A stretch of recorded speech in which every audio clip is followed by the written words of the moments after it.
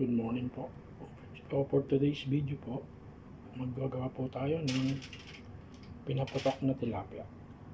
Our ingredients are tomato, butter, ginger,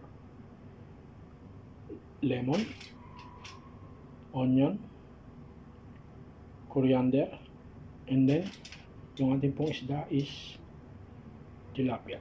Lalagay po natin siya sa foil, then tatakloban po natin.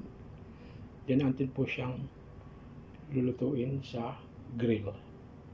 Thank you po. Yan po, nakasealed na po siya. Lulutuin po natin siya sa pan. Pinapatok na tilapia with matching garlic rice.